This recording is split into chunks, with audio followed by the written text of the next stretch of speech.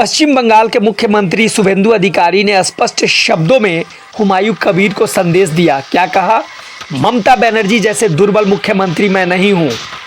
हुमायूं कबीर को चेताते हुए उन्होंने यह भी कहा, कान खोल करके सुन ले, आपको ऐसे धमकी और बेपरवाह बेलगाम बोलने की इजाज़त नहीं देंगे, हम नहीं देंगे, नहीं देंगे। भविष्य में 25 बार सोच समझ कर बोले।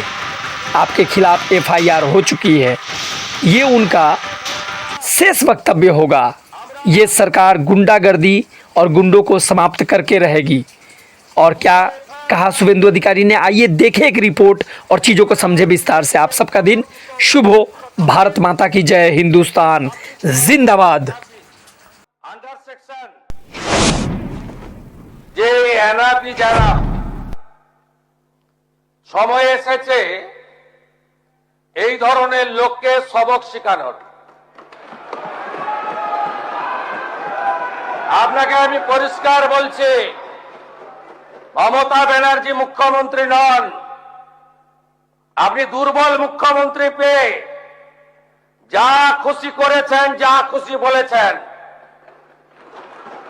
আমি আপনাকে বলে গেলাম, আমরা দুটো FIR স্টার্ট করেছি। Rejinagar PS case number 219/226 dated 26/6/2026 under section 152, 192, 196, 197, 224, 299, 351 within bracket 2, 352, 353 of the ভারতীয় ন্যায় সংহিতা। ইনসিডেন্ট নাম্বার 2 তেও আমরা শক্তিপুর PS এ 176/226 আরেকটা কেস ইস্যু করেছি। সেই কেসেও আমরা ভারতীয় ন্যায় সংহিতার সমস্ত সেকশন লাগিয়েছি। এবং আমি আপনাদেরকে অ্যাসিওর করছি, এত বড় ক্ষমতা আপনাকে কেউ দেয়নি। আপনি মুখে যেগুলো বলেছেন, আপনাকে আমি বলে গেলাম, আপনি কেন করছেন আমি জানি। আপনি কেন করছেন রাজনৈতিক কারণটা আমি জানি। আপনার এজেন্ডা 2 ছিল। 1 এজেন্ডা ভরতপুর, রেজিনগর, নওদায় সব নির্বাচিত পঞ্চায়েত যে দলেরই হোক ভেঙে আপনার পার্টিতে নিয়ে যাওয়া। আপনি সেটা করতে পারছেন না। আর দ্বিতীয় হচ্ছে, আপনি দুটো সিটে জিতেছেন, নিয়ম মেনে একটাই রিজাইন করেছেন রেজিনগর। আগামী 2-3 মাসের মধ্যে উপনির্বাচন হবে, আপনি আপনার ছেলেকে জেতাতে চাইছেন। 72% মুসলিম আছে। মুসলিম ভোটকে কনসলিডেট করার জন্য আপনি এই খেলাটা খেলছেন। আপনি কান খুলে শুনে রাখুন, আপনাকে এইভাবে ধমক হুমকি বেপরোয়া লাগাম ছাড়া কথা বলতে দেব না, দেব না, দেব না। আপনাকে আমি শুধু 3টে উদাহরণ দিলাম। সন্দেশখালীতে একজন ছিল,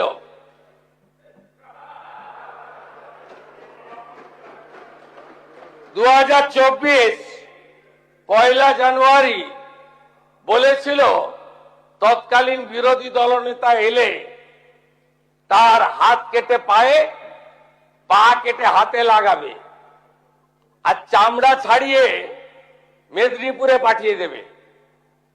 ওর অবস্থা কি হয়েছে সবাই দেখেছে। একই টোন ছিল।